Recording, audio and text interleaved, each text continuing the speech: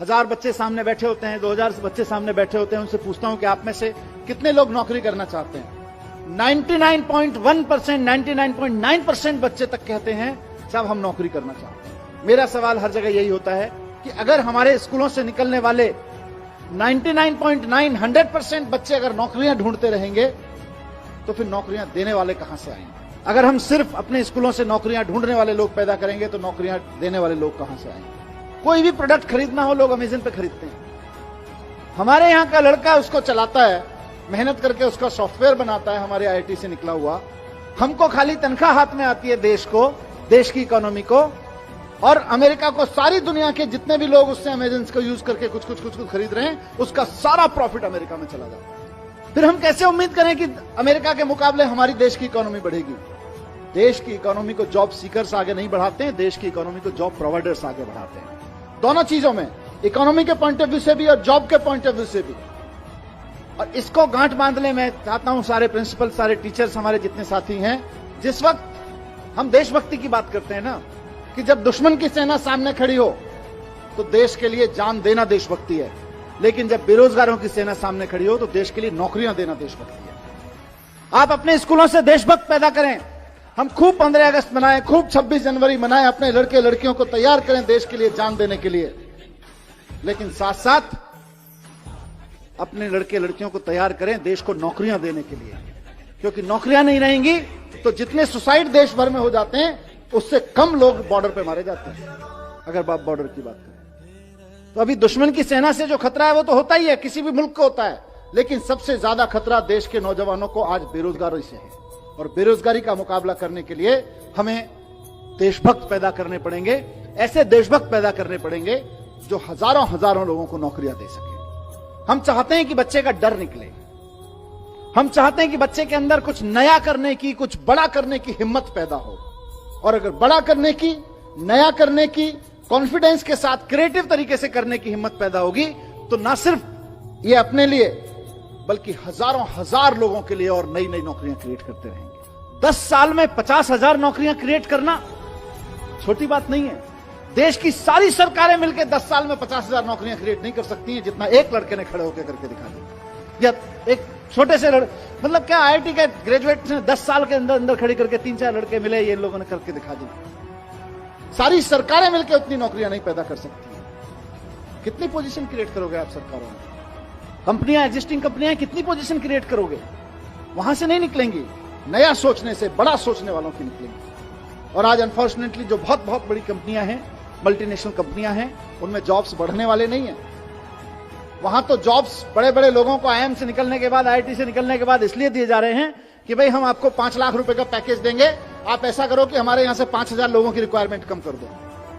ऐसा काम करके दिखाओ। तो बड़ी कंपनियों में जॉब्स नहीं निकलेंगे। बहुत बड़ी बड़ी कंपनियां जो मल्टीनेशनल कंपनियां हैं उनमें ज्यादा जॉब नहीं निकलेंगे।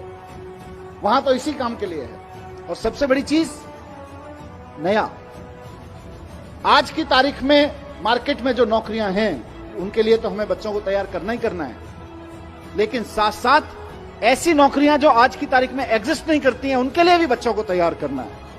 और दूसरी चीज ये भी है कि सिर्फ नौकरी देना नहीं है, आप इसको देश के पॉइंट ऑफ व्यू से देखिए।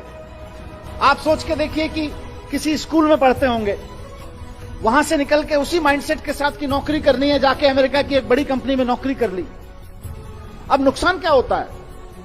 नुकसान यह होता है कि हम और आप मिलके बच्चों पे मेहनत करते हैं, मेहनत करके उसे आईआईटी, आईएम भेजते हैं, उसके बाद अमेरिका की कंपनी में नौकरी करता है, क्योंकि हमारे यहां तो नौकरी देने वाले लोग हैं नहीं, नौकरियां बनाने वाले लोग हैं नहीं, नौकरियां प्रोड्यूस करने वाले लोग हैं नहीं। तो वो जाके अमेरिका की किसी कंपनी में नौकरी करता है, लेकिन अमेरिका सारा स्किल के बावजूद अमेरिका की कंपनी में नौकरी करने के बाद आप सबके, हमारे सब मेहनत के बाद जो हमको हासिल होता है वो कुल मिला के एक लड़के की तनख्वाह हासिल होती है, इससे ज्यादा कुछ नहीं हासिल होता। और वो जब दुनिया भर के प्रोडक्ट अमेरिका की एक वेबसाइट पे सेल कराता है सॉफ्टवेयर बना के, तो फायदा फिर अमेरिका को होता है। सारी दुनिया में किसी कंपनी विशेष की बात नहीं है, लेकिन आप सोच के देखिए, और मैं कोई स्वदेशी का रोमांटिसिज्म भी नहीं पेश कर रहा हूं, मैं इकोनॉमी की बात कर रहा हूं कि सारी दुनिया में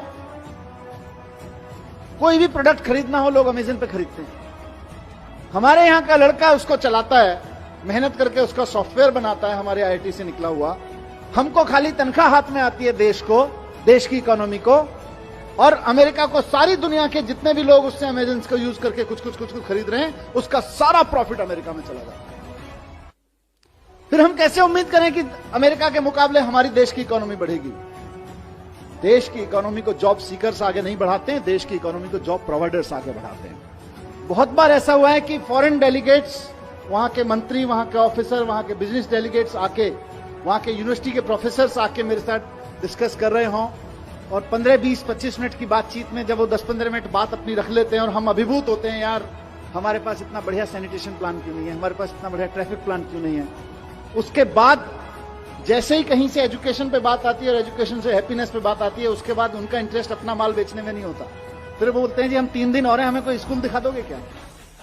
क्योंकि सारी दुनिया इस बात से जूझ रही है कि यार हम पढ़ा लिखा तो रहे हैं, हम सक्सेसफुल तो बना रहे हैं बच्चों को, लेकिन हैप्पी नहीं बना रहे।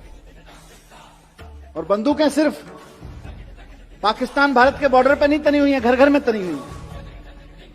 उसका सॉल्यूशन दुनिया भर में ढूंढा जा रहा है, सिर्फ यही नहीं, और घर घर के नहीं, अमेरिका जैसे देशों में तो स्कूलों में तनी हुई है। वहां से हैप्पीनेस कैरिकुलम जब दिल्ली के आप सब टीम एजुकेशन की तरफ से निकलता है और सक्सेसफुली निकलता है, तो पूरे देश का नाम रोशन होता है, पूरे दुनिया के लिए एक सॉल्यूशन मिलता है। उसी तरह से आज एंटरप्रेन्योरशिप कैरिकुलम के बारे में मुझे पूरा भरोसा है कि आने वाले समय में दुनिया की सबसे बेस्ट यूनिवर्सिटीज, दुनिया के सबसे बेस्ट स्कूल्स जो इस बात को लेकर बहुत कॉन्फिडेंट हैं कि आप हमारे यहां बच्चा भेज के देखिए, हम ये सुनिश्चित कर देंगे कि बच्चा किसी भी मैथमेटिकल कैलकुलेशन में गलती नहीं करेगा, हम ये सुनिश्चित कर देंगे कि बच्चा किसी भी ग्रामर, किसी भी ह्यूमैनिटी के सब्जेक्ट के किसी भी कैरिकुलम में गलती नहीं करेगा।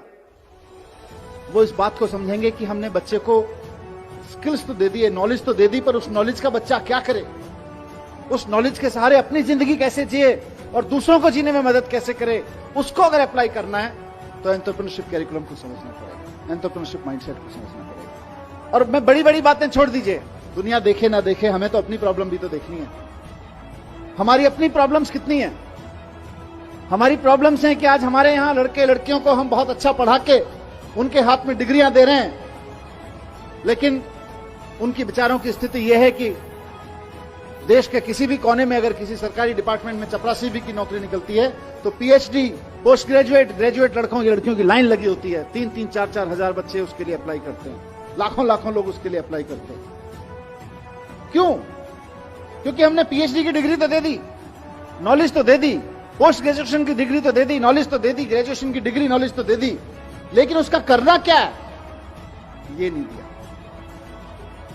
उस नॉलेज के बेस पे मैं क्या कर सकता हूं ये नहीं दिया। इस नॉलेज के बेस पे क्या कर सकते हैं, इसी का नाम एंटरप्रेन्योरशिप कैरिकुलम है, इसी का नाम एंटरप्रेन्योरशिप माइंडसेट है। तो हमारे देश की सबसे बड़ी समस्या जो अनएम्प्लॉयमेंट है आज की तारीख में, उसका समाधान इससे निकलने वाला है कि अगर 1% बच्चे भी आगे बढ़ के एक्चुअली एंटरप्रेन्योर्स बनने की दिशा में चल पड़े तो इंडिया को सुपर पावर बनने से कोई नहीं रोक सकता। सुपर पावर बनने से अभी सचिन बंसल जी जैसा जिक्र कर रहे थे कि आईआईटी से निकलने के बाद इनके पास में जीने के 2 तरीके थे। एक तरीका यह था कि ये नौकरी कर लें किसी बड़ी कंपनी में, और दूसरा तरीका यह था कि कोई अपना काम कर लें छोटा मोटा, जैसा भी छोटा मोटा से शुरुआत करें। इन्होंने पहले दूसरा वाला चुना कि पहले पहला वाला चुना, थोड़े दिन नौकरी करके देखने वाला, फिर इनको मजा नहीं आया, इन्होंने दूसरा चुन लिया, और आज जितने की खुद नौकरी कर रहे होते उससे कहीं ज्यादा की नौकरियां 50,000 लोगों को दे रहे हैं। मैं स्कूलों में जाता हूं आजकल, एंटरप्रेन्योरशिप कैरिकुलम पे जब से चर्चा हुई है, हैप्पीनेस एंटरप्रेन्योरशिप पे बात करता हूं, वहां उनसे पूछता हूं, बच्चों से 1000 बच्चे सामने बैठे होते हैं, 2000 बच्चे सामने बैठे होते हैं, उनसे पूछता हूं कि आप में से कितने लोग नौकरी करना चाहते हैं।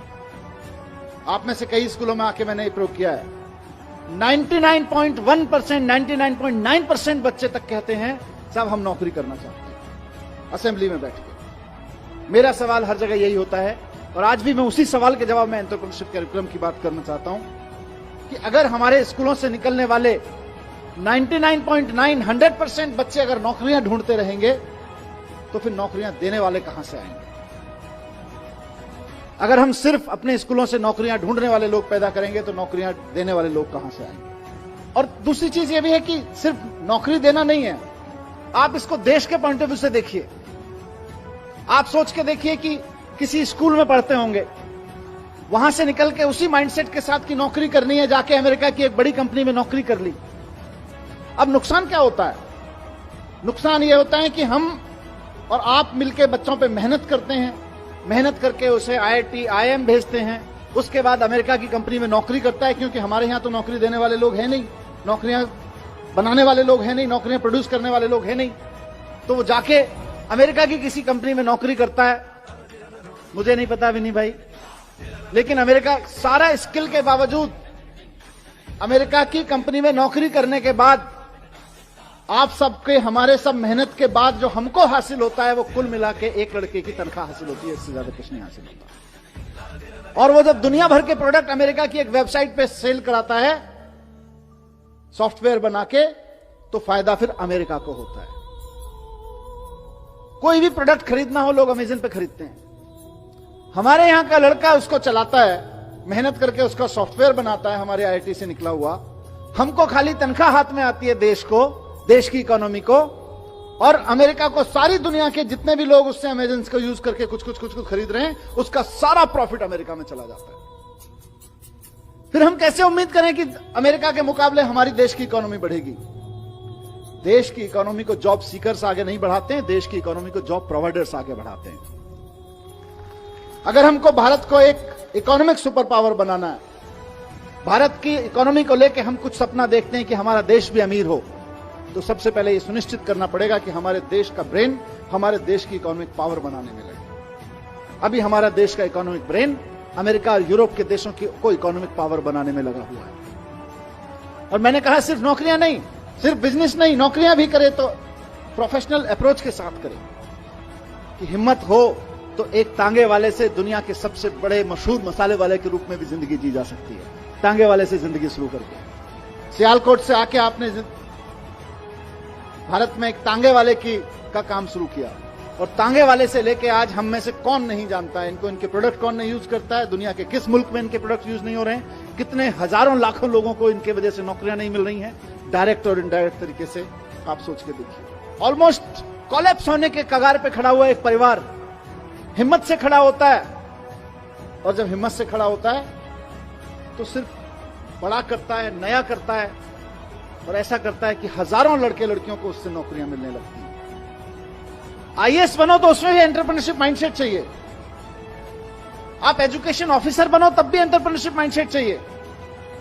आप एक स्कूल के प्रमोटर बनो, आप प्रिंसिपल बनो, आप 50 बच्चों के क्लास टीचर या सब्जेक्ट टीचर बनो, वहां भी एंटरप्रेन्योरशिप माइंडसेट चाहिए।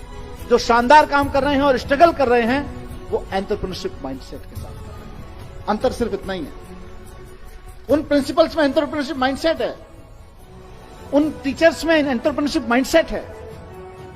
बहुत बहुत बधाई देता हूं कि हमारे लाखों बच्चे नया सोचें, बड़ा सोचें, भरोसे के साथ, हिम्मत के साथ सोचें, और रचनात्मक सोचें, क्रिएटिविटी के साथ सोचें।